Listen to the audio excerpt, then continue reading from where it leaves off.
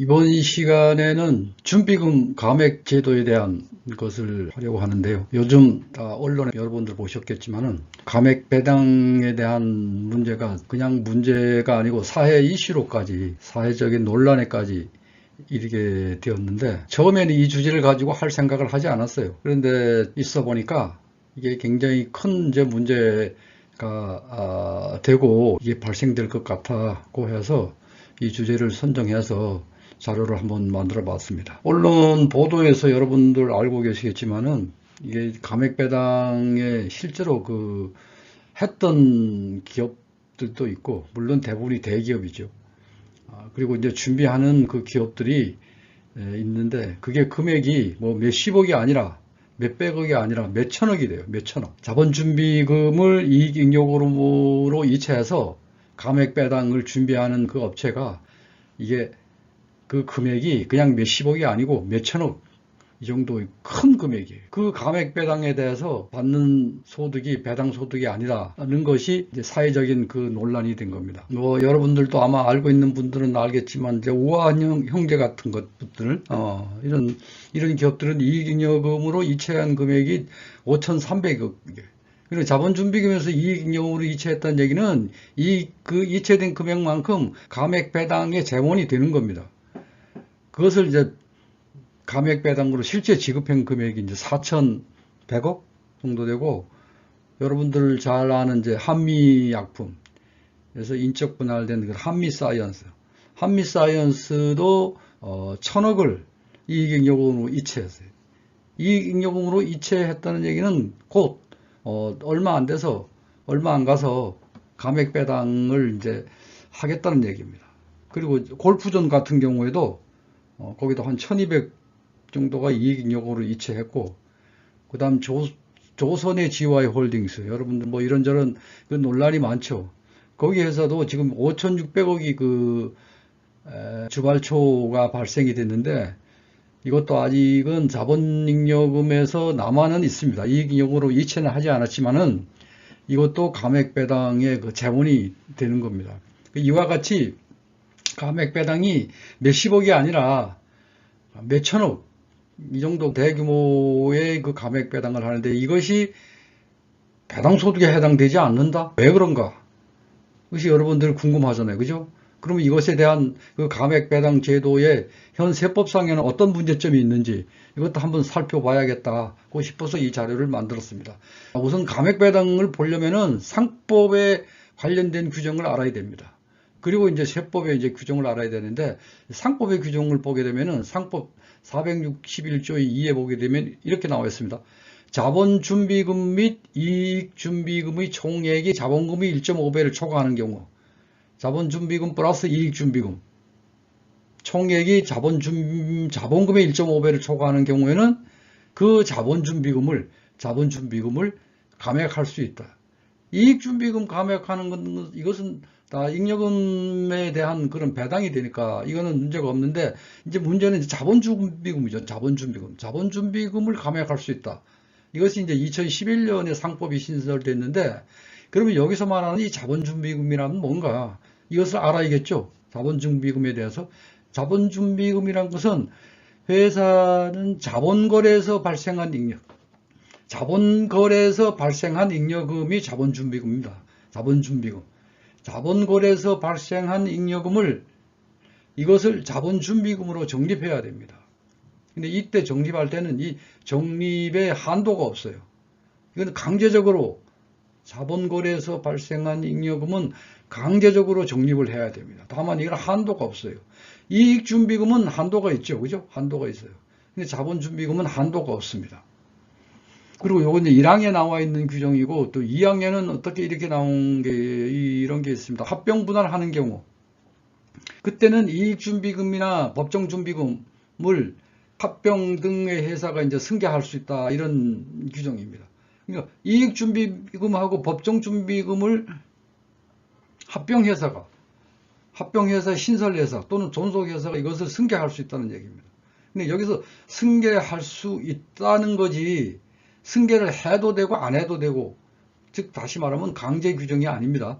요거는 좀 기억해 둘 필요가 있습니다. 왜 지금의 현재에 이런 논란이 있었는가 이것하고도 이제 관련이 이제 되어 있는 겁니다. 여기서 보면은 이제 이익준비금은 여러분들이 아시겠지만 이제 법정준비금이 뭔가, 근데 법정준비금에 대해서는 뒤에 가서 이제 별도로 따로 설명을 할 테니까 그 기억을 해 두시고요. 자, 상법 시행령에 보면 이렇게 돼서요. 그럼 여기서 보면 자본준비금을 적립을 해야 된다는데 이때 자본준비금의 범위가 뭐냐? 이것은 회계기준에 따라 정한 원칙이에요. 회계기준. 그러니까 상법에서는, 현행에서는 없었습니다. 예전에는 상법이 그 자본준비금의 범위에 대해서 규정을 해 놓았었는데 지금은 그것이 없고 회계기준에 따라서, 그러니까 기업의 기준에 따른다는 얘기입니다. 그러니까 여기서 말하는 자본준비금이란 것은 우리가 회계상에 볼 때는 그 자본잉여금하고 같은 것이 됩니다. 자본잉여금이 결국은 자본준비금입니다. 자본준비금. 그렇게 알아두시고요. 그럼 결국은 자본잉여금을 이렇게 정리할 수 있겠어요. 제일 많이 발생되는 것이 주식 발행 초과금이죠. 그렇죠? 증자할 때. 이 증자에는 유상증자가 되는데 현금 증자일 경우에도 있고, 그다음 현물 증자. 대부분 이제 여기에서 이 사건에서 많이 발생되는 것이 공개 매수, 인적 분할 후 공개 매수에 대해서 최대 주주가 자기 주식을 현물 투자해서 주식 발행 초과금이 발생되는 경우, 그 다음에 합병을 하는 경우, 이때 주발초, 이게 가장 많이 발생되는 그 자본잉여금이죠. 그 다음에 감자 차익 하면서, 그 다음에 합병 차익, 그 다음에 분할 차익, 주식 교환 차익, 이전 차익, 주식의 포괄적 교환, 주식의 포괄적 이전에서 발생되는 그런 차익, 그 다음 자기 주식 처분 이익 등이 있는데, 여기 합병 차익하고 주식의 포괄적 교환에 따른 차익과 이전 차익에 대해서는 뒷부분에 설명을 따로 하겠습니다. 이것은 여기 요 주발초하고는 조금 다른 개념이 되겠는데, 그걸 기억해 두시고요. 우리 소득세법, 다시 말하면 세법에서는 어떻게 되어 있나? 여기서는 이제 법인세법은 들지 않고 소득세법에 예를 들었습니다. 자, 소득세법에는 이렇게 나와 있습니다. 상법에 따라 자본준비금을 감액하여 받은 배당. 상법, 바로 이것을 말합니다. 상법에 따라 자본준비금을 감액하여 받은 배당은 배당소득에 포함하지 아니한다. 이렇게 돼 있어요. 배당소득에 포함하지 아니한다. 다만 이때 자본준비금을 감액하여 받는 배당 중에서도 이러한 법인세법에 따라 해당하는 자본준비금을 감액하여 받는 배당은 제외한다고 되어 있습니다. 그래 법인세법 18조 8호는 뒤에 가서 별도로 설명을 드릴 테니까, 자, 원칙적으로 자본준비금을 감액하여 받은 배당은 배당소득에 포함하지 않는다. 이것이 이제 우리 세법에서 2014년도에 신설된 규정입니다.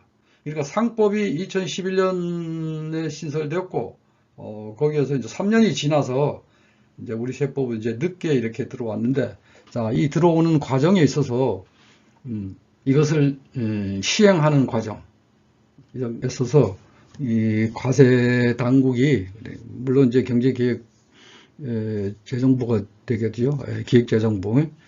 그리고 또 국세청도 마찬가지입니다. 국세청 그 해석에서 굉장히 혼란을 주고 있어요. 왜냐면은 결론부터 말하면 자본준비금을 감액하여 받은 배당은 그와 관련된 해석, 다시 말하면 얘기 등이 상당히 많은데 그게 전부 다 보면은 배당소득에 포함하지 아니한다고 되어 있어요.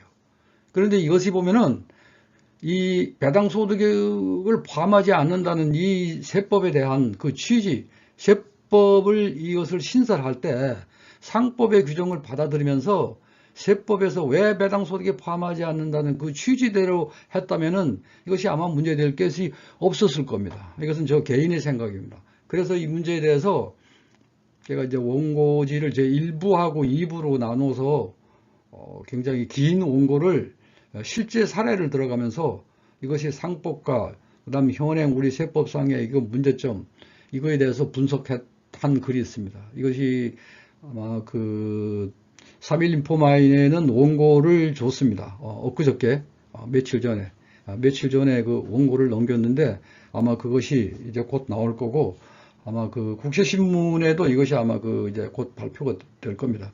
여러분들이 여기 이 시간에 이게 부족한 것들이 있으면은 이제 거기에서 여러분들이 이제 보시면 되겠습니다.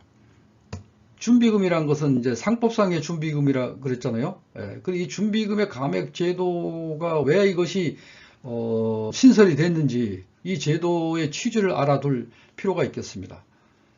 예를 들어는 이렇습니다. 이제 승계 가능한 준비금이 있습니다.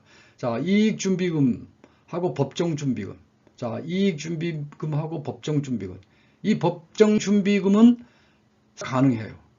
합병 등에 따라서, 합병 분할 등에 따라서 이거는 승계가 가능한 준비금입니다. 그리고 승계가 가능하지 않는 것.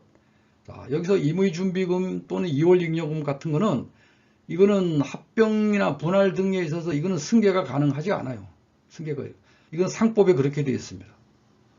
그러니까 여기서 승계가 가능하지 않는 준비금, 다시 말하면 임의준비금이나 이월이익잉여금이 이것이 합병이나 분할을 하면서 어떻게 되는가 하면 이게 자본준비금으로 전환돼요. 자본준비금.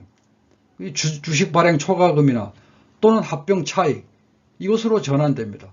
그러니까 이 준비금은 배당을 할 수가 없잖아요. 그렇죠? 자본준비금은 결손금 보전이나 그다음 준비금 자본전입이나 이외에는 자본준비금을 사용할 수가 없습니다. 그러니까 여기서 말한 것은 배당이 가능한 잉여금 등인데도 이것이 합병이나 분할 등에 의해서 자본준비금으로 전환됨으로 인해서 이 준비금 자체를 배당을 받을 수 없다는 이런 문제가 되잖아요. 그러니까 상법에서는 이 문제를 해결하기 위해서 그러면 어떻게 되느냐? 결국은 준비금 감액 제도를 만드는 겁니다. 무슨 말인지 이해가 가시죠? 예. 여기서 임의준비금과 이월잉여금은 이거 승계가 할 수가 없는데 승계가 할 수 없다는 것은 결국은 이것이 자본준비금이 된다는 얘기입니다. 여기에서 이익준비금하고 법정준비금은 이익준비금은 그대로 승계하고 법정준비금도 승계가 가능합니다. 법정준비금? 예를 들어 말하면 자본준비금인가 아니면 또 재편과 적립금과도 승계가 가능합니다. 그런데 앞에서 설명했듯이 기억을 하실 수 있겠죠? 승계할 수가 있다는 거지 그것을 강제하는 것도 아니에요. 강제하는 것도 아니에요. 그러니까 이것도 이익준비금과 법정준비금도 결국은 승계를 가능할 수 있다. 그러니까 승계를 안 하고 그냥 자본준비금으로 전환할 수도 있다는 얘기입니다. 그 정도로만 이해해 주시고요. 그러면은 여기에서 문제는 임의준비금이나 이월잉여금 같은 것이 있는데 이것이 배당 가능 잉여금인데도 이것을 자본준비금으로 전환됨으로 인해 갖고 이것을 배당을 할 수 없게 만들었어요. 그러니까 이 문제를 해결하기 위해서 상법에서는 그러면 준비금이라는 감액 제도를 두자고 만드는 것이 준비금 감액 제도의 취지입니다. 이것은 그 김건식의 그 회사법에 나와 있는 그 내용을 이제 요약한 것이고요. 그럼 우리 세법은 우리 취지는 어떻는가? 근데 세법에서는 준비금 감액을 배당 소득에서 제외한다 그랬어요. 그러면 그 제외하는 취지는 뭔가? 이렇게 나와 있습니다. 자본준비금을 재원으로 배당을 받는 것은 주주가 납입한 출자금을 반환하는 것과 동일하므로 과세에서 제외된다. 그렇죠? 주주가 납입한 출자금이잖아요. 준비금이란 것은 주주가 납입한 출자금을 그것을 받는 것이니까 그것은 당연히 과세에서 제외되어야겠죠. 그렇죠? 이 원래 취지는 이렇습니다. 주주가 납입한 출자금을 반환하는 것. 그런데 여기서 이제 문제가 되는 것이 이제 앞으로 이 시간에 이제 논의하려고 하는 것이 주주가 납입한 출자금보다도 더 많이 받았을 때 그럼 이 문제는 어떻게 해야 되느냐? 이것에 대한 그 계산 방법이나 그것이 세법에서는 전혀 없다는 거예요. 그냥 자본준비금을 감액하게 되면은 그 감액받는 그 소득에 대해서는 일단은 원칙적으로 배당 소득에 포함하지 않는 것이 그 세법의 기본 원칙입니다. 세법의 이제 기본 원칙입니다. 그럼 여기서 보게 되면은 세법에 이제 이런 규정이 있어요. 다만 이것이 자본준비금을 감액하여 받는 것은 원칙적으로 배당 소득에 포함하지 않는데 다만 주식 발행 초과금, 주식의 포괄적 교환 차익, 이전 차익, 감자 차익, 합병 차익, 분할 차익 이것이 아닌 준비금 감액은 배당해서 제외한다고 되어 있어요. 그래서 이것이 아닌 준비금은 이제 구체적으로 이제 여러분들 세법에서 규정이 나와 있으니까 그걸 찾아보시고요. 또 여기서 이번 시간에 좀 신경을 써야 될 게 합병 차익 중 재평가 적립금에 상당하는 금액. 자, 합병 차익이 발생했는데, 자, 합병 차익입니다. 주식 발행 초과금이 아니고, 자, 여기서 합병 차익 발생했는데, 이때 재평가 적립금에 상당하는 금액이 있었다. 이건 뭔가 하면은, 피합병법인의 재평가 적립금이, 그죠? 피합병법인의 재평가 적립금이 합병으로 인해서 그것이 합병 차익에 포함될 수가 있다는 얘기죠. 이럴 때는 재평가 적립금에 상당하는 금액은 그것은 배당으로 본다는 얘기입니다. 배당으로. 이 합병 차익을, 다시 말하면 합병 차익이 자본잉여금이잖아요. 이것을 감액을 했을 때는 이때 만약에 피합병법인의 재평가 적립금이 있었다고 하는 것은 이것은 과세를 하겠다는 얘기입니다. 그래서 그 한도는 어떻게 되는가 하면 재평가 적립금 이제 한도로 하는데, 이 재평가 적립금이라는 것은 그렇잖아요. 회사의 재산의 평가에 있어서 자산 재평가법에 따른 재평가 적립금이죠. 그것이 자본준비금이죠. 자본준비금. 근데 이것은 자본거래로 인해서 발생된 잉여금은 아니잖아요. 그런 취지입니다. 재평가 적립금은 자본거래에 따라서 발생한 잉여금이 아니에요. 그렇기 때문에 이때의 자본준비금에서 감액하는 배당소득은 재평가 적립금에 상당하는 부분은 이것은 배당소득으로 포함한다. 그런 그 취지가 되겠습니다. 여기서 그러면 주주가 납입한 출자금을 반환하는 것은 내가 출자한 금액을 반환하는 것이니까 이것은 당연히 배당소득에서 제외한다, 이런 취지인데, 그럼 이 취지에 따라서 우리가 한번 보겠습니다. 주주가 납입한 출자금을 반환받는 것은 어떠한 이익도 발생하지 않으므로 애초에 과세 대상이 될 수 없다. 그렇죠. 아니, 내가 납입한 출자금을 반환받는데 거기에 무슨 이익이 발생돼요? 예를 들면 이렇습니다. 자본준비금 감액이 10,000원이에요. 근데 내가 주주가 납입한 출자금이 10,000원이에요. 그러니까 출자금을 그대로 받는 거니까 얻은 이익이 제로예요. 이건 당연히 과세 대상이 될 수 없죠. 얻은 이득이 없는데. 그런데 문제는 뭔가 하면은 납입한 출자금은 10,000원이고 자본준비금으로서 감액받는 금액은 20,000원이다. 이럴 때도 그러면 얻은 이익이 여기서는 10,000원으로 계산되는데, 세법에서는 이것도 자본준비금의 감액이니까 배당소득으로 보지 않겠다, 이겁니다.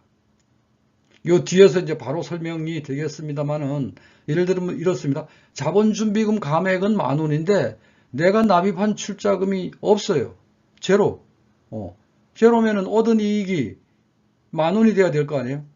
그런데도 우리 세법은 자본준비금의 감액이기 때문에 자본준비금의 감액, 자본거래에서 발생한 잉여금의 감액이기 때문에 이것은 배당소득에 포함하지 않는다는 것이 세법의 원칙입니까? 이러니까 어떻겠습니까? 앞에 예를 들었던 우한 형제들이든 뭐 골프존이든 그 다음에 한미 약품이든 이런 데가 이제 이런 것을 이제 활용하기 위해서 이제 활용하려고 이제 그 감액의 그 재원을 이제 겁니다. 그러니까 이것이 사회적인 논란이 됐죠. 그냥 논란이 아니라 이게 사회적인 논란이 된 겁니다. 그렇죠. 그러니까 이거는 제 생각입니다만은 세법이 상법의 제도를 받아들이면서 그 취지대로 주주가 납입한 출자금을 반환받는 것, 이것은 과세를 제외한다는, 바로 이거, 이 규정에 따라서, 이 취지에 따라서 운영을 했더라면은 그렇게 사회적인 논란까지는 되지 않았을 건데, 결국은 이것은 그 기획재정부나 국세청에서 그 운영 과정이라는 것은 해석입니다. 이 해석에서 그 논란이 비롯된 것이 아닌가, 저는 이렇게 보고 있습니다. 자, 그럼 다음으로 넘어갈까요? 배당과 관련된 보도 내용입니다. 새로운 K 밸류업 트렌드로 등장. 그렇죠.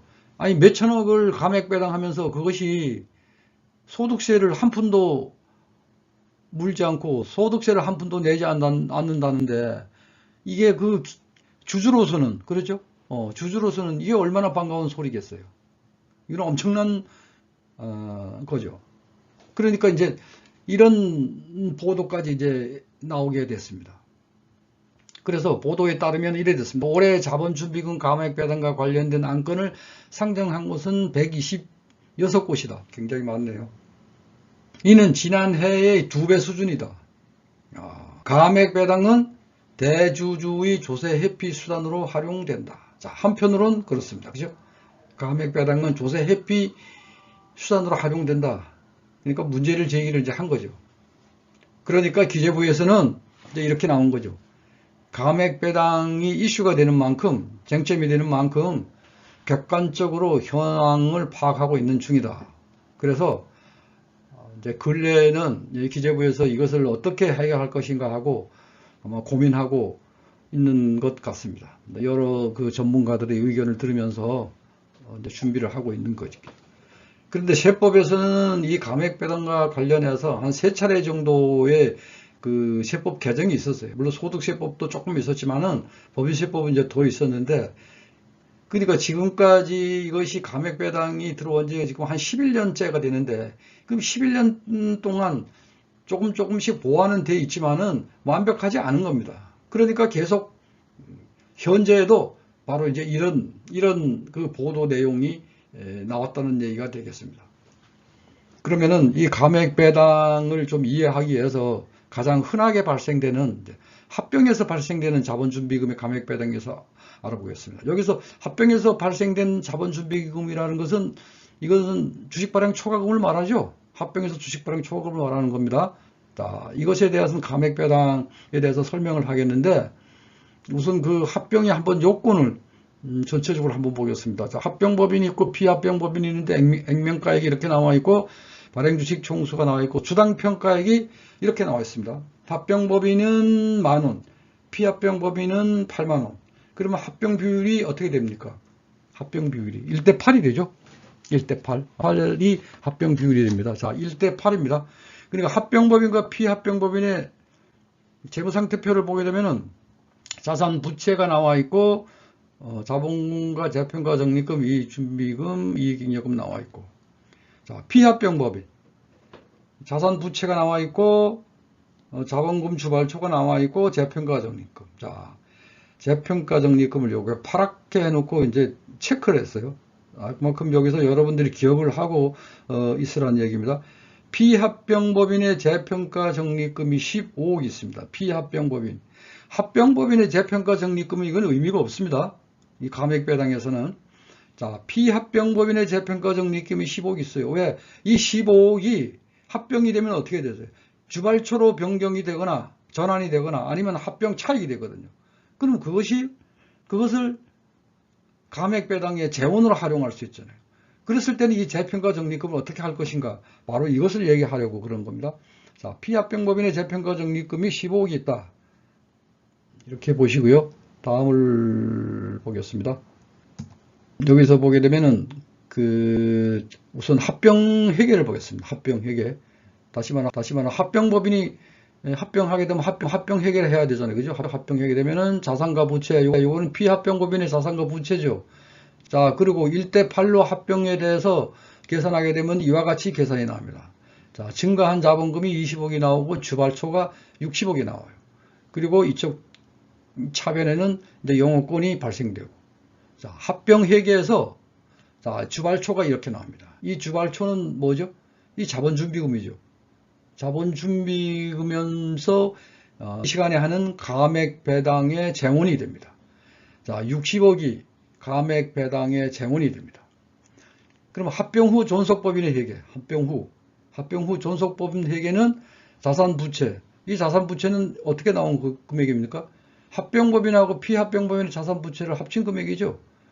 그리고 그 다음에 이제 여기에서 이 금액이 이제 나오게 됩니다. 자, 영업권이 나오고 자본금이 나오고, 자본금이 여기서는 2억 5천이었었는데 여기서 20억이 증가해갖고 합병 후 존속법인의 자본금이 22억 5천이 된 겁니다. 그리고 주발초가 나오죠. 주발초는 여기서 이제 그대로 나오고, 그리고 나머지가 쭉 이렇게 나옵니다. 그럼 여기에 나와 있는 재평가적립금, 이익준비금, 이익잉여금은 이건 합병법인에 있던 거예요. 여러분들이 혼동하지 마시라고. 이 재평가적립금은 비합병법인 게 아니고 합병법인 겁니다. 합병법인 거. 그러면은 여기에서 보게 되면은 여기에서 보면은 자본준비금이 주식발행 초과금이 60억이 발생되는데 여기에 나와 있는 대변에 나와 있는 이 금액 20억, 60억은 이건 어디서 나온 건가 하면은 사실상은 여기서 나온 금액입니다. 여기서. 그렇죠. 이게 원래 피합병법인이 가지고 있던 거잖아요. 피합병법인의 자본금, 주발초, 재평가 적립금 이 금액이 아니에요. 이게 60억이 아닙니까? 그죠? 이 60억. 이 60억. 그러니까 다시 말하면 이렇게 된 겁니다. 여기에 자본금, 증가한 자본금하고 주발초 이 80억 속에는 이런 금액들이 포함되어 있다는 얘기예요. 그렇죠. 그렇게 연결해서 볼 수 있잖아요. 자본금으로 증가한 자본금이 20억이고 거기에서 주식 발행 초과금이 60억이 발생됐어요. 그럼 이게 전체 80억이 늘어난 거죠. 80억이. 자, 이 80억의 구조를 보면은 연관을 시켜본다면은 결국은 피합병법인에 나와 있는 이 자본금 주발초 이 금액들이란 얘기입니다. 이 금액의 일부가 여기에 와 있다는 얘기입니다. 그죠? 여기에 20억, 60억, 80억 속에 들어가 있다는 얘기예요. 그럼 여기서 보면은 20억, 60억, 80억인데 여기서는 60억. 그럼 20억 차이가 났잖아요. 20억 차이는 바로 여기서 발생된 거죠. 이렇게 이런 구조로도 여러분들이 한번 생각해 보시라. 그래서 이제 이런 자료를 이제 만들어 왔고요. 자, 그러면은 이게 이제 합병 후 존속법인인데 여기서 지금 감액 배당을 준비하고 있습니다. 왜냐하면 여기 자본금이 있으니까 자본금. 자, 자본금이 60억, 자본 준비금이 60억이 있는데 이것은 감액 배당을 할 수가 있잖아요. 그죠? 감액 배당의 재원이 됩니다. 근데 이 감액 배당을 하려면 감액 배당의 그 준비금에 대한 그 감액 배당에 대한 한도를 계산해야 됩니다. 그렇죠? 자, 맨 앞에서 그 상법에서 봤듯이 자본준비금하고 이익준비금의 합계가 자본금의 1.5배를 초과하는 것은 감액 배당할 수 있다. 그렇게 돼 있죠. 그래서 자본준비금하고 이익준비금 합계하고 자본준비금의 1.5배를 초과하는 금액을 계산해 보니까 감액 배당 한도가 36억 2,500이 발생됩니다. 자, 자본준비금이 60억이 있지만은 이 감액 배당을 할 수 있는 그 금액은 36억 2,500이다. 이렇게 이해하시면 되겠습니다. 그럼 여기에 보는 것은 그 사례 1, 그 이제 심판례입니다. 이것은 청구인을 인용했습니다. 그 처분청에 대해서는 기각하고 청구인에 대한 주장을 인용을 한 그런 사례가 됐습니다. 여러분들이 한번 직접 이 사건 번호가 있으니까 여러분들 한번 어떤 내용인가 한번 직접 한번 보십시오. 이 심판례 이것을 자료를 한번 만들어 봤습니다. 이것은 이거 만든 자료입니다. 이것을 기준으로 해서 만드는 겁니다. 여기서는 보니까 구체적인 자료가 나오질 않아요.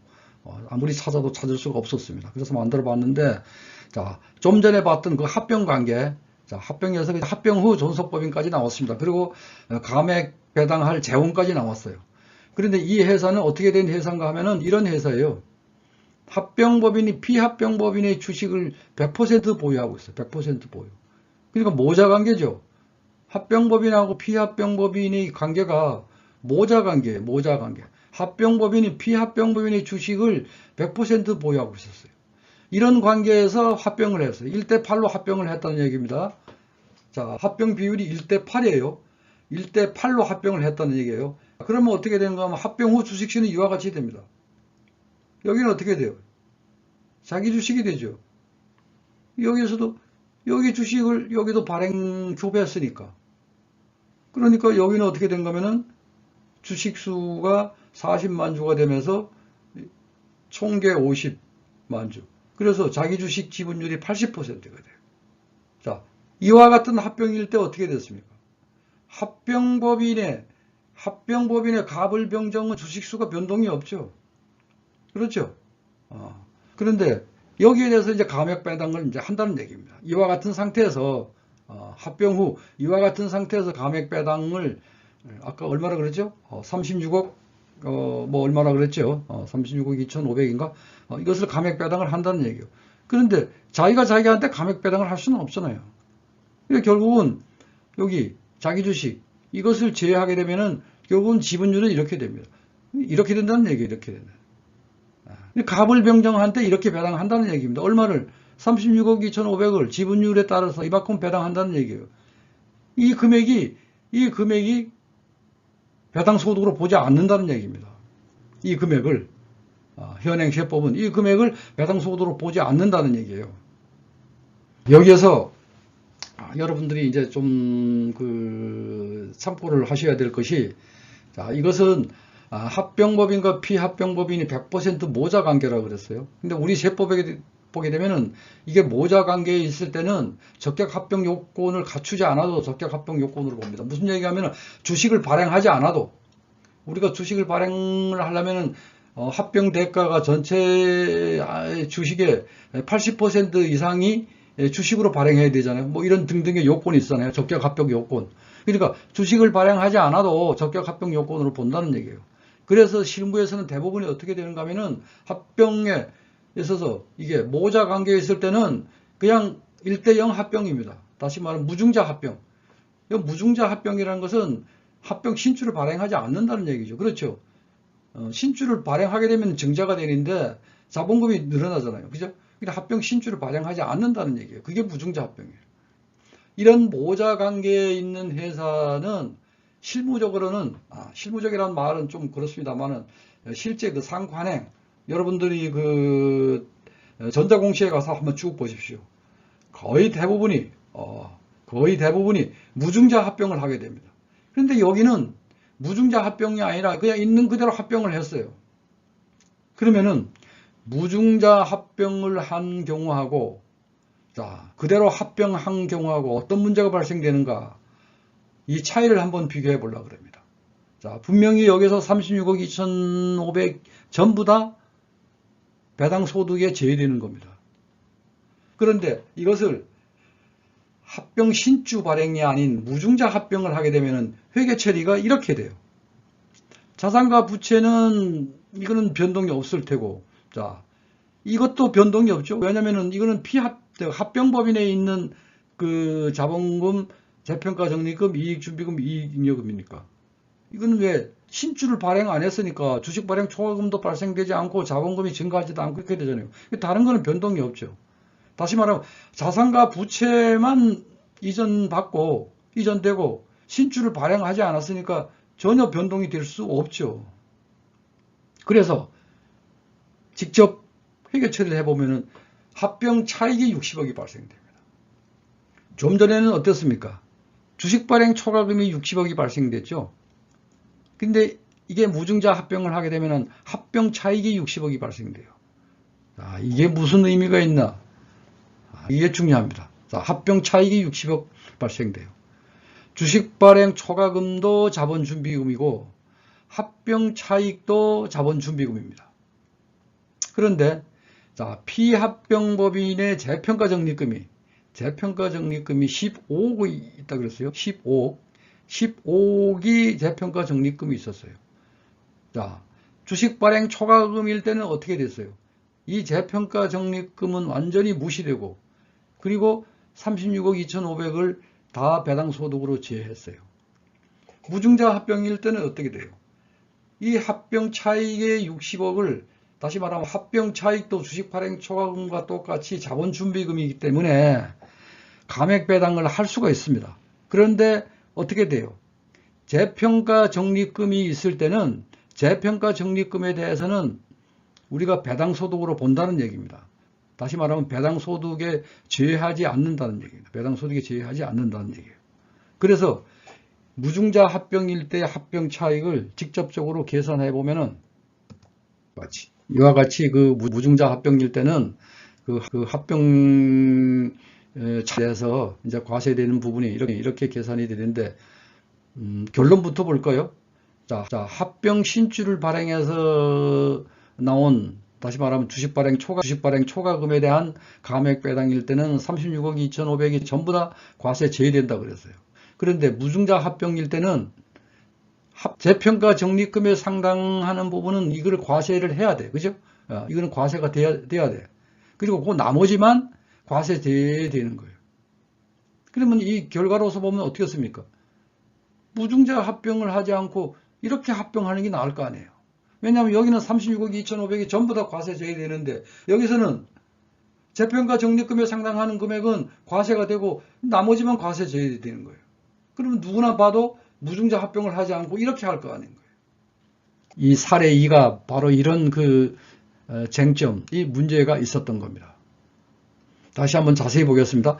피합병법인은 재평가 적립금이 15억이 있었습니다. 그렇기 때문에 합병 차익 60억 중 피합병법인이 재평가 적립금에 상당하는 금액, 그건 이거 과세가 되는 감액 배당이 된다. 따라서 감액 배당 총액이 36억 2,500이었습니다. 여기에서 과세가 제외되는 감액 배당은 이렇게 계산할 수 있다는 얘기입니다. 그죠? 과세되는 감액 배당은 이와 같이 계산할 수 있다고 이제 설명을 한 거고, 그래서 합병 신주를 발행하는 합병하고 무증자 합병하고 바로 이런 차이가 있다. 그런데 앞에 사례 1은 바로 이 무증자 합병을 할 수 있음에도, 세법에서는 적격 합병으로 볼 수 있음에도 이렇게 했다는 얘기죠. 근데 여기서 보면은 이게 무증자 합병, 다시 말하면 합병 신주를 발행하지 않아도 적격 합병으로 그걸 볼 수 있다는 얘기지, 이걸 강제하는 건 아니에요. 그러니까 회사에서는 이렇게 해도 되고 이렇게 해도 되는 거예요. 그런데 문제는 이것은 합병 효과의 차이는 없습니다. 둘 다. 특별한 차이는 없어요. 그런데 감액 배당에서는 아주 중요한 차이가 있죠.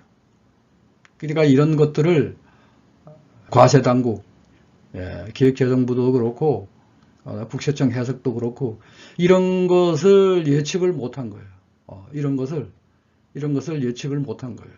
그 정도로 해주시고요. 그러면 이 논란 외에도 근본적인 논란, 이것에 대해서 이제 살펴보는 시간이 되겠습니다. 그 근본적인 논란이란 것은 이렇습니다. 자본준비금 발생에 기여한 것, 자본준비금 발생에 기여한 것과 감액배당의 그 논란이 되겠는데, 여기서 자본준비금 발생에 이바지해서 자본준비금 발생에 이바지한 것, 기여한 것, 자, 합병을 한번 보겠습니다. 위에서 이제 합병을 보셨는데 합병법인하고 피합병법인이 있습니다. 자, 합병법인 갑을병정이 있고 피합병법인의 기미박체가 되는데, 자, 피합병법인의 주식발행 초과금은 어떻게 해서 발생됐습니까? 그리고 이 합병 차익도 마찬가지고, 여기서 말하는 합병 차익도 마찬가지고. 자, 주식발행 초과금이 어떻게 발생됐죠? 피합병법인이 주주가 합병법인의 주식을 교부받았잖아요. 그러니까 합병법인에서 발생한 주식발행 초과금 60억은 그걸 누가 발생시킨가 하면은 피합병법인이 주주가 발생시킨 거예요. 피합병법인의 주주가 발생시킨 겁니다. 그렇죠? 주식발행 초과금 중에서 우리가 유상증자를 했을 때 그 주식발행 초과금 발생을 누가 시켰습니까? 유상증자에 참여한 주주가 발생시킨 거잖아요. 유상증자에 참여하지 않은 주주는 주식발행 초과금 발생에 기여하지는 않았잖아요. 그죠? 기여하지 않았잖아요. 거기에 이바지하지 않았잖아요. 이거는 피합병하고 합병법인의 이것은 아주 명백합니다. 합병법인의 주주는 전혀 자본준비금, 다시 말하면 주식발행 초과금 발생에 전혀 이바지하지 않았어요. 이바지하지 않은데도 그 배당받은 금액을 과세 제외했다는 얘기입니다. 과세 제외했다는 얘기예요. 피합병법인은 어떻게 돼요? 피합병법인은 그 주식발행 초과금을 일으킨 거기에서 자기 지분율만큼 그것을 기여를 했잖아요. 그죠? 기여를 했잖아요. 그렇게 되면은 원칙적으로 계산하면은 이렇게 돼야 된다는 얘기죠. 자본준비금 발생에 기여한 금액을 제외하고 그것을 과세 제외되는 것으로 해야 된다는 얘기입니다. 과세 제외되는 것으로. 그러니까 전체 다 감액 배당으로서 이것을 과세 제외할 것이 아니라 이게 구두 취득되는 것을 제외하고 그것을 감액 배당으로 봐야 되지 않겠느냐 하는 그런 취지가 됩니다. 그러니까 합병법인은 감액 배당을 이렇게 받았어요. 이렇게 받아갖고 이제 36억 2천이 됐습니다. 이렇게 이제 갑을병정에 이렇게 주주가 되어 있다면은 이제 그렇다는 얘기입니다. 갑을병정에 주주가 있다면은 아까 피합병법인에는 합병법인의 주주가 100이라 그랬는데 그것이 아니고 김이박채가 똑같은 지분율로 되어 있다면은 이제 이렇게 됐다는 얘기입니다. 그 전체적인 36억 2천은 이렇게 나오는 거죠. 그리고 갑을병정에 받은 감액배당 총액도 마찬가지로 이렇게 나오는 겁니다. 그렇죠? 여기서 합병법인은 주식발행 초과금, 다시 말하면 자본준비금 발생에 기여한 금액이 없어요. 기여한 금액이 없으니까 취득가액이 전혀 없습니다. 내가 불입한 자본이 없어요. 내가 출자한 자본이 없습니다. 출자한 금액이 없어요. 출자한 금액이 없으니까 그 받는 배당 금액은 과세되는 감액배당으로 봐야 되지 않겠느냐 하는 것이 이제 제 생각입니다. 이거는. 근데 피합병법인은 그 자본준비금 60억, 주식발행 초과금 60억을 발생시키는데 이만한 취득가액이 발생됐어요. 왜냐하면 합병 신주를 이만큼 받았으니까 이게 취득가액이 그렇게 계산되는 겁니다. 그런데도 여기서는 어떻게 씁니까? 똑같이 비과세. 여기는 오히려 마이너스가 되죠. 그렇죠. 김이박채는 과세되는 감액배당이 오히려 없어요. 이거 마이너스가 돼요. 여기서는 감액배당, 이거는 과세되는 게 있고, 취득가액 기준으로 하면 이렇다는 얘기입니다. 다시 말하면 자본금 발생에 기여한 것을 감안하면은 그렇게 해서 감액배당을 계산하게 되면은 결국은 이것이 전부 다 비과세 될 것이 아니라 그 취득가액을 자본준비금에 발생한 기여한 금액만큼을 차감하게 되면은 결국은 그 나머지 금액은 과세돼야 되지 않겠느냐. 이것이 당초에 있었던 세법의 취지가 아니겠느냐. 그 얘기를 하는 겁니다. 물론 해석에서는 그렇게 하지 않고 있지만은 해석을 그렇게 해야 되지 않겠느냐 하는 얘기예요. 왜? 내가 출자한 자본금, 내가 불입한 금액, 출자한 금액을 보다도 더 많이 받았잖아요. 출자한 금액보다도 더 많이 받았잖아요. 더 많이 받았으니까 이것은 당연히 과세가 돼야 되겠죠. 그런 취지를 말하는 거고요. 자, 다음을 볼까요? 자, 이것은 이제 사례 두 번째가 되겠는데요. 여기서 이제 사례 두 번째는 이거는 이제 심판대에서 이제 기각됐습니다. 기각됐어요. 그러니까 그 처분청의 주장을 이제 받아들인 거고 이거는 진행 중, 소송 아마 뭐 진행 중일 겁니다. 아마. 그리고 이것은 이제 주식의 포괄적 이전인데 여러분 주식의 포괄적 교환은 많이 들어봤겠지만은 주식의 포괄적 이전은 그렇게 많이 들어보지 않았을 거예요. 근데 이 사례는 주식의 포괄적 이전입니다. 주식의 포괄적 이전. 주식의 포괄적 교환이나 이전이나 사실상 큰 차이가 없어요. 어떻게 보면 거의 같다고 봐야 됩니다. 근데 다만 이제 차이가 있다는 거는 이제 이런 점에서 여러분들이 아마 보시면 될 거예요. 상법에 나와 있는 주식의 포괄적 이전에 의한 완전 모회사 설립에 이게 되면은 여기서 이제 쭉 길게 나와 있는데 바로 이렇게 합니다. 요약하게 설명하자면은 설립하는 완전 모회사 그 완전 자회사가 된 회사가 주식을 이전하는 겁니다. 설립하는 모회사예요. 설립하는 모회사. 그러니까 설립을 하면서 모회사가 되면서 그 완전 자회사가 되는 회사와 주식을 서로 이전하는 겁니다. 이전 주고받는 거죠. 뭐 교환한다는 그 용어를 써도 되고 여기서 이제 이전이라고 했어요. 그러니까 설립하는 모회사가 되는 완전 모회사. 주식의 포괄적 교환은 어떻습니까? 기존에 설립이 되어 있죠. 그죠? 기존에 설립이 되어 있고 그 설립이 되어 있는 회사가 주식을 교환하는 겁니다.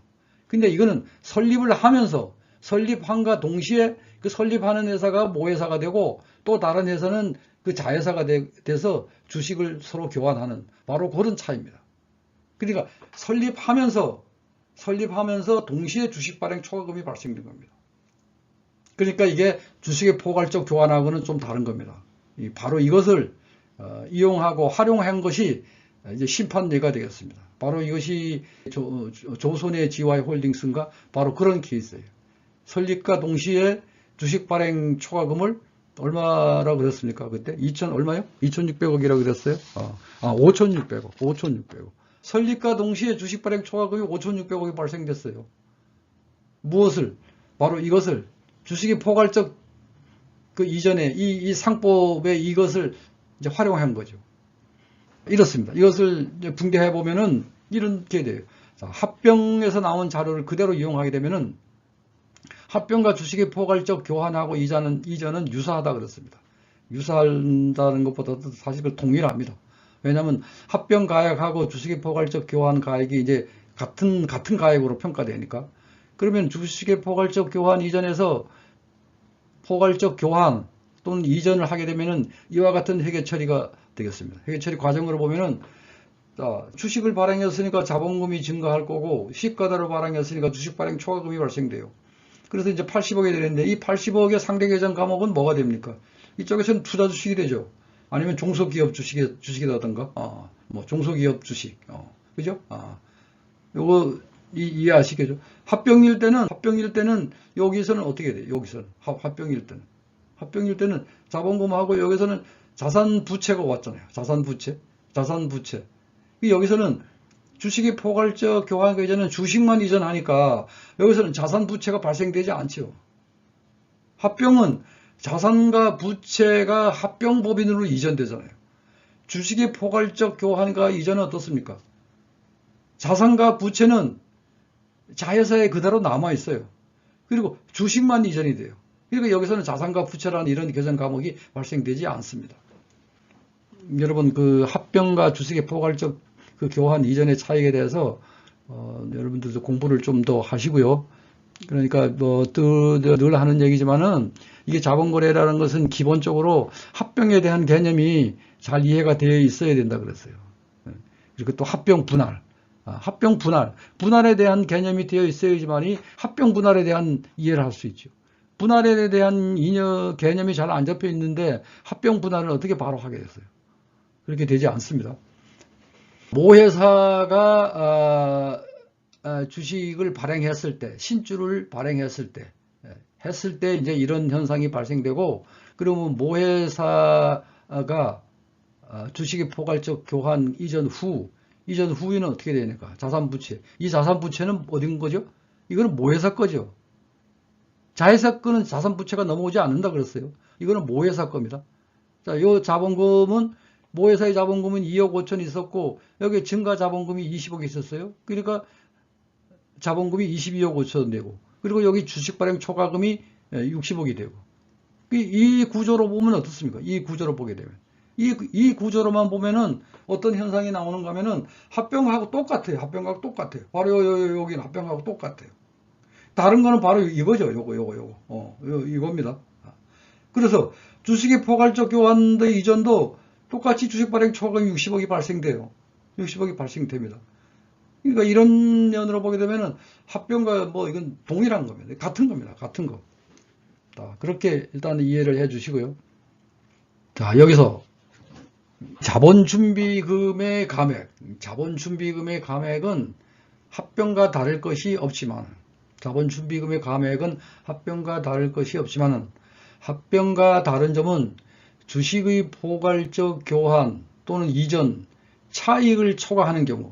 자, 여기서 이제 주식의 포괄적 교환 이전 차익이라 그랬는데, 요 부분은 맨 나중에 끝날 때 가서, 예를 들어서 구체적으로 설명을 하는데, 여기서 이해가 조금 부족하더라도 그 뒤쪽에 가서 완전히 이해해서, 자기 것으로 만드는, 그런 그 과정이 필요하겠습니다.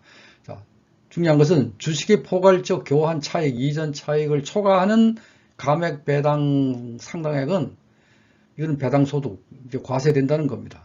이게 포함한다는 점입니다. 이것이 이제 그 합병과 다른 점이라는 얘기입니다. 즉, 세법의 자본준비금 감액 배당은 아래와 같이 주식 발행 초과금, 합병은 주식 발행 초과금 60억이 다 감액 배당의 재원이 됐어요. 그런데 어떻게 여기서는 거기에 좀 20억에 상당하는 감액 배당은 과세되는 감액 배당이라는 얘기입니다. 다시 말하면은 교환 차익, 주식의 교환 차익이 여기에 계산으로 보게 되면 40억이 나왔어요. 40억.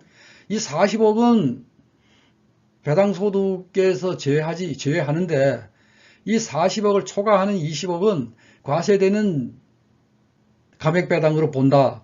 그것이 이제 합병과 차이입니다. 여기서 이 주식 발행 초과금이라고 되어 있고 여기 교환 차익이 40억, 과세 제외가 20억이 되었습니다. 합병으로 말하면 주식 발행 초과금이 60억입니다. 이 60억을 주식의 포괄적 교환 또는 이전 차익으로 봤을 때 계산하게 되면 이와 같이 우리가 그 구조를 분석할 수 있다는 얘기입니다. 그러니까 60억이 이렇게 발생됐지만은 60억이 발. 거기서 과세 제외되는 부분은 40억이다. 왜? 이거는 주식의 이 포괄적 교환 또는 이전 차익이니까. 그렇게 이제 이해를 해 주시면 되고요. 그러면 여기서 이 실질적으로 한번 그 계산을 해보게 되면 이렇게 됩니다.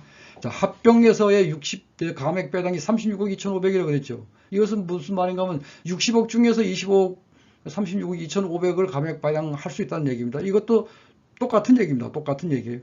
왜냐하면 여기서 주발초, 자본금, 여기서 이익준비금 합해서 이것이 자본금의 1.5배, 초과하는 금액은 내내 이렇게 나옵니다. 그런데 주식의 포괄적 교환 이전은 어떻게 되는가 하면은 그 중에서 20억, 그렇죠? 20억. 20억이니까 60억에서 요 20억에 해당하는 비율, 요 비율로 계산하면 33.3%입니다. 요것에 상당하는 감액 배당은 과세되는 감액 배당이 된다. 이런 얘기입니다. 다시 말하면 여기죠. 36억 2,500 중에서 요 비율에 해당되는 이 금액, 그러면 12억 8천. 12억 8천은 과세되는 감액 배당이다. 12억 8천을 주식의 포괄적 교환 후에 각 주주별로, 지분별로 배분하면 되겠죠. 그거는 과세되는 감액 배당이다. 그렇게 이해를 해 주시면 되겠습니다. 근데 여기서 설명하려고 하는 것은 주식의 포괄적 교환 이전하고 합병하고의 그런 차이를 말하는 겁니다. 합병은 주식 발행 초과금 전부에 대해서 했지만은 주식의 포괄적 교환이나 이전은 교환 차익에 상당하는 부분을 제외하고 나머지는 과세가 된다는 얘기입니다. 이것을 설명하기 위해서 그런 겁니다. 자, 그러면 주식의 포괄적 차익은 구체적으로 계산을 어떻게 하는가? 한번 볼까요? 자, 주식의 포괄적 교환 차익 40억이 나왔습니다. 자, 이 40억은 어떻게 계산되는가 하면은 완전 모회사가 된 회사의 자본금 증가액의 한도에 거기다가 완전 모회사의 증가한 자본금. 완전 모회사가 되는 회사의 자본금 증가의 한도액에서 완전 모회사의 증가한 자본금. 완전 모회사의 증가한 자본금은 22억 5천 중에서 20억이 되겠습니다. 그죠? 20억이 증가한 자본금이죠. 자, 20억이 되는데, 자, 여기서 보면은, 그러면 완전 모회사가 된 회사의 자본금 증가액의 한도액. 굉장히 길죠? 여러분들이 이게 처음 볼 때는 이게 무슨 말인가 그럴 거예요. 그러니까 상법에서 이렇게 사용하고 있습니다. 완전 모회사가 되는 회사의 자본금 증가의 한도액 60억. 60억은 그럼 어떻게 계산됐느냐? 이렇게 계산됐어요. 완전 자회사가 된 회사의 순자산 가액. 완전 자회사가 되는 회사의 순자산액에서 무엇을 체감해야 되는가 하면은 주식의 교환 대가, 이전 대가로 금전 등을 준 것. 주식을 준 것 말고, 교부한 것 말고, 금전도 교부할 수 있고, 금전 이외의 재산도 교부할 수 있잖아요. 그 금액을 빼고, 그리고 만약에 자기 주식 장부가액이 있다면 그것을 뺀 금액. 바로 완전 모회사가 되는 회사의 자본금 증가의 한도액이 됩니다. 이거는 무슨 얘기인가 하면은 주식 교환 대가 중에 금전으로 지급한 것이 없고 또 자기 수익 장부가액이 없으면은 그 완전 자회사가 되는 회사의 순자산액. 즉 다시 말하면은 다른 말로 하게 되면은 피합병법인의 순자산액하고 유사한 얘기 됩니다. 그러니까 여기서 말하는 것은 잘 보십시오. 완전 모회사가 된 회사의 자본금 증가의 한도액을 이렇게 계산하는 것은 이 한도액에서 일한 것은 뭐예요? 완전 자회사가 되는 회사의 순자산액을 초과할 수 없는 겁니다. 결국은 그렇게 됐죠. 그죠?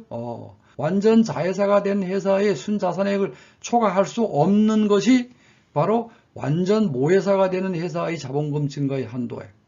완전 모회사가 되는 회사의 자본금 증가의 한도액. 이것이 되는 거고, 여기에서 완전 모회사의 증가한 자본금을 차감한 금액, 이것이 주식의 포괄적 교환 차익이 됩니다. 이것이 이제 여기서 나오는 40억이라는 얘기입니다. 40억. 40억이라는 얘기입니다.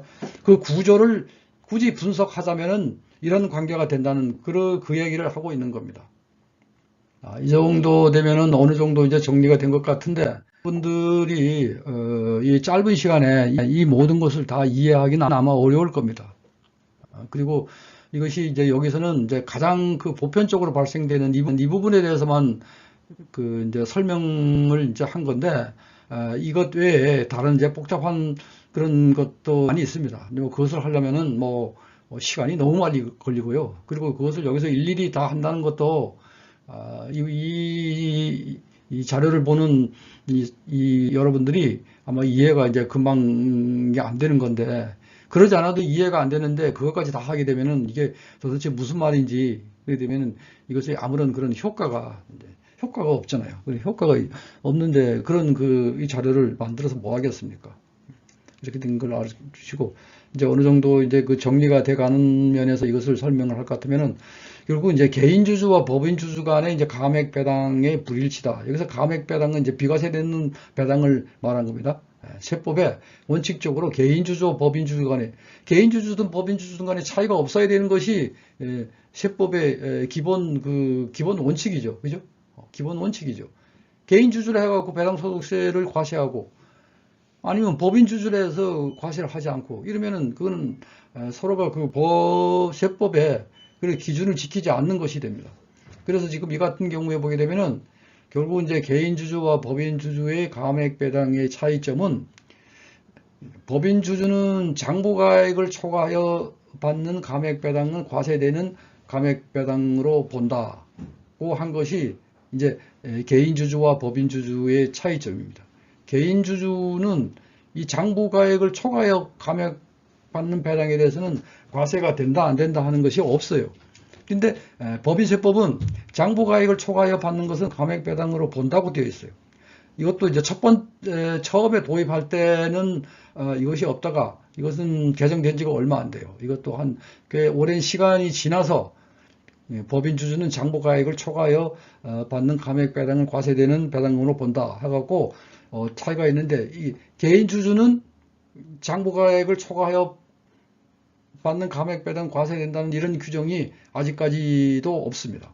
그러니까 결국은 여기 개인주주와 법인주주 간의 이 감액배당에 대한 불일치, 다시 말하면 과세되는 배당과 과세 제외되는 배당에 일치하지 않는다, 그것을 말하려고 하는 거고요. 그리고 개인주주와 법인주주 간의 관련 법 규정을 보면 이렇게 나와 있습니다.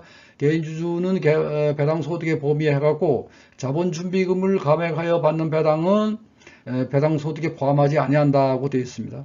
그리고 법인세법은 자본준비금을 감액하여 받는 배당 금액은, 이걸 과세 입금 불산입 규정인데, 가로에서 보게 되면은 내국법인이 보유한 주식의 장부가액을 한도로 한다. 그죠? 장부가액을 한도로 입금 불산입, 과세 제외한다는 얘기죠. 장부가액을 초과하는 것은 입금 산입한다는 얘기입니다. 여기서 장부가액을 초과하는 것은 배당으로 본다는 얘기인데, 소득세법에서는 이런 규정이 없다는 얘기예요. 다만 이제 소득세법에서는 이런 규정이 있는데, 법인세법 제18조 8호의 강목 어느 하나에 해당하는 자본준비금을 감액하여 받는 배당은 제외한다. 근데 요 규정이 바로 제18조 8호, 제18조 8호가 바로 이겁니다. 여기에 있는 금액이, 그러니까 요것이 결국은 이거로 보게 됩니다. 이것이 뭔가 하면은 주식 발행 초과금, 합병 차익, 주식의 포괄적 교환 차익, 이전 차익, 뭐 이런 겁니다. 이런 것은 제외한다 하는 것이 바로 요 규정이 바로 여기에 해당된다는 것, 그렇게 해주시고, 개인주주와 법인주주의 과세 제외 감액 배당을 한번 구분해보면 이렇게도 구분해볼 수 있을 것 같아요. 자본준비금을 감액한 금액, 그건 원칙적으로 과세가 제외되는데, 자, 법인주주는 장부가액을 초과하는 금액은 감액배당이 과세가 되는 부분이죠. 그렇죠? 그리고 거기에다가 주식의 포괄적 교환 차익, 그 다음에 합병 차익, 중재평가 적립금, 주식의 포괄적 교환 차익, 이거는 과세되지 않는 부분이죠. 그죠? 그리고 합병 차익 중 재평가 적립금, 재평가 적립금은 과세되는 재평가 적립금이에요. 그리고 여기는 개인 주주에는 장부가액이라고는 없어요. 그죠? 장부가액을 차감하지 않죠. 근데 요 차이죠. 개인 주주하고 법인 주주 차이는 바로 여기 장부가액. 장부가액을 차감하느냐 하지 않느냐, 바로 그런 차이가 되겠습니다. 여기서 그러면은 주식의 포괄적 교환 차익하고 합병 차익, 이 합병 차익하고 주식의 포괄적 교환 차익은 이것 뭐가 있지? 이것을 조금 정리를 해둘 필요가 있겠습니다. 이 부분에서 이것이 좀 이해가 돼야지만이 이것도 설명이 되고 앞에 했던 지금까지의 그 했던 내용을 여러분들이 좀 이해를 좀 충분하게 완전하게 좀 할 수 있을 것 같아요. 자, 합병 차익은 이렇게 계산됩니다. 승계한 순자산 가액에서 합병 대가, 증가한 자본금하고 주식 발행 초과금을 차감해 금액이 나왔을 때가 이것이 합병 차익이에요. 승계한 순자산 가액은 이건 뭐죠? 피합병법인의 순자산 가액이죠. 다시 말하면 피합병법인의 자산과 부채입니다. 그죠? 자산과 부채. 피합병법인의 자산과 부채예요. 거기에서 증가한 자본금하고 주발초를 차감한 요 차익이 발생됐을 때가 바로 여기 합병 차익이 발생됩니다. 그리고 주식의 포괄적 교환이나 또는 이전 차익은 어떻게 되는가 하면은 완전 모회사가 된 회사의 자본금 증가의 한도액, 그리고 완전 모회사의 증가한 자본금, 앞에서 봤던 것을 다시 한번 설명하게 되는 건데, 그럼 여기서 완전 모회사의 증가한 자본금은 바로 이해가 되죠. 왜냐하면 이것은 합병 주식의 포괄적 교환 이전할 때 신주를 발행했을 때니까, 신주를 발행했으니까 그게 증가한 자본금이 되고, 여기서 이제 조금 이해가 바로 안 가는 게 바로 이거죠. 완전 모회사가 된 회사의 자본금 증가의 한도액이란 뭔가? 자, 이것을 다시 설명하면 이렇게 된다 그랬죠. 완전 자회사가 되는 회사의 순자산, 완전 자회사가 된 회사의 순자산. 합병으로 말하면 바로 이거하고 일치한 겁니다. 피합병법인의 순자산 가액, 피합병법인의 자산과 부채. 이거는 완전 자회사가 되는 회사의 자산과 부채. 그죠? 그게 순자산입니다. 요게 이해가 안 됐을 때는 요렇게 보시면 돼요. 요렇게 이해가 보시면 돼요. 그리고 그 중에서 그 교환 대가, 이전 대가를 금전으로 준 게 있으면 그것을 차감하고 자기수익 장부가 있을 때는 그것을 차감한 것이, 그것이 바로 완전 모회사가 된 회사의 자본금 증가의 한도액입니다. 이것을 좀 더 구체적으로 설명하면은 이와 같이 가능하겠습니다. 합병 차익과 주식의 포괄적 교환 이전 차익의 같은 점과 다른 점. 주식의 포괄적 교환과 주식의 포괄적 교환 이전 차익. 다시 말해서 합병의 주식 발행 초과금, 합병의 주식 발행 초과금과 주식의 포괄적 교환 이전 차익이 같을 수도 있고 다를 수도 있어요. 같을 수도 있고 다를 수가 있는데, 여기에서는 다른 거에 대해서만 예를 들었습니다. 자, 같을 수도 있고 다를 수도 있는데 다른 거에 대해서만 예를 들었습니다. 예를 들면 이렇습니다. 자, 합병 차익의 구조하고 주식의 포괄적 교환 이전 차익의 구조를 이렇게 설명할 수 있는데, 자, 승계한 순자산, 여기는 비합병법인의 순자산이죠. 자산과 부채입니다. 여기 자산과 부채 있고, 여기 증가한 자본금, 합병 신주를 발행했으니까 증가한 자본금이 나올 거고, 그러면 거기에 따라서 주식 발행 초과금이 발생될 거 아니에요. 주식 발행 초과금이 얼마 발생된가 하면은 여기에서 40억이 발생됐어요. 40억이 발생되고 합병 차익이 10억이 발생됐어요. 그런데 주식 발행 초과금도 그렇고 합병 차익도 다 이게 자본잉여금이죠. 그죠? 자본잉여금. 근데 자본잉여금이니까, 자본잉여금이 자본준비금이니까 이것은 감액 배당이 되는 재원입니다. 다시 말하면 과세제가 되는 재원이에요. 이것이나 이렇게 나온 것이 이것이 합병 차익이에요. 주식의 포괄적 교환이나 이전 차익 구조는 어떻게 되는가 하면은 완전 자회사가 되는 회사의 순자산에, 증가한 자본금, 그리고 여기에서 요것을 차감한 것이 요것이 교환 차익이에요. 요것이 교환 차익이고 요것이 자본잉여금이에요. 그러니까 여기서 보면은 같은 점은 뭐예요? 증가한 자본금 같을 거 아니에요. 그죠? 같을 거죠. 왜냐면 주식의 교환 가액이나 합병할 때의 합병 가액이나 같은 거니까. 그러니까 같고, 요 교환 차익은 이렇게 설명하는 게 낫겠습니다. 그리고 여기서 보면은 완전 자회사가 된 회사의 순자산 5억이 나왔고, 여기서도 승계한 순자산 이 5억이 나와서요. 이거 같게 나와서. 이 같게 나온 거는 승계한 순자산은 피합병법인의 순자산이에요. 여기는 완전 자회사가 된 회사죠. 피합병법인이나 완전 자회사가 된 순자산이나 마찬가지 아닐게요. 그죠? 마찬가지입니다. 이거하고 같은 금액일 수밖에 없어요. 그래서 완전 자회사가 된 회사의 순자산에서 증가한 자본금을 차감한 금액이 이것이 교환 차익입니다. 그러니까 여기서는 합병의 주식 발행 초과금하고는 좀 차이가 있죠. 그렇죠. 합병의 주식 발행 초과금하고. 여기서는 교환 차익이 3억이 나왔지만은 여기서는 이제 4억이 나왔잖아요. 4억이. 그러니까 요것이 바로 주식 발행 초과금하고 교환 차익하고 차이 나는 점이다. 주식 발행 초과금하고 교환 차익이 같을 때도 있다는 얘기입니다. 주식 발행 초과금도 40억이고 교환 차익도 같은 40억일 때도 있습니다. 여기는 이제 다른 경우에 예를 들은 겁니다. 그래서 감액 배당이 되는 재원은 주발초하고 합병 차익, 여기는 교환 차익, 이거밖에 안 되죠. 이거밖에 안 되죠.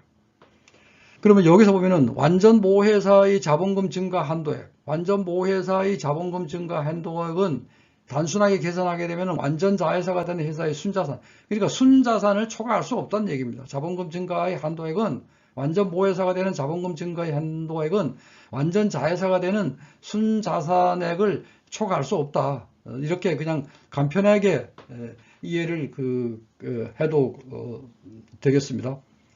자, 그 정도로 보시고요. 물론 아까 처음에도 얘기했지만은 이것을 갖고 감액배당에 대해서 모든 것을 다 이해할 수는 없을 겁니다. 그렇지만 기본적인 어떤 그 감액배당의 그 논란 또 아니면 또 문제점 이것에 대해서는 어느 정도 그 해소가 될 수 있을 것 같습니다.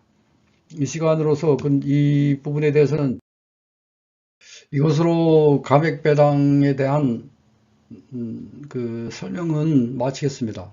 여러분들이 이해가 됐는지 좀 그렇습니다. 이게 또 다른 것하고 지금까지 했던 거하고 이게 다른 면이 있는데, 다시 말하면은 여기에서는 합병이나 주식의 포괄적 교환이나 이런 개념 아니면은 거기에다가 주식의 포괄적 교환뿐이 아니라 주식의 포괄적 이전까지 나왔으니까 이 부분을 제대로 이해하지 못하고는 이것을 이해하기가 더 어렵거든요. 근데 이런 것들이 합병뿐 아니라 합병도 제대로 이해가 안 되는 상태에서 이것을 이제 이해를 하다 보니까 여러분들이 아마 좀 부족할 수도 있어요. 그렇지만은 뭐 기본적인 그런 그 이해나 그런 골격에 대해서는 아마 특별히 아마 문제되는 게 없지 않는가 싶습니다. 자, 여러분들 수고하셨습니다.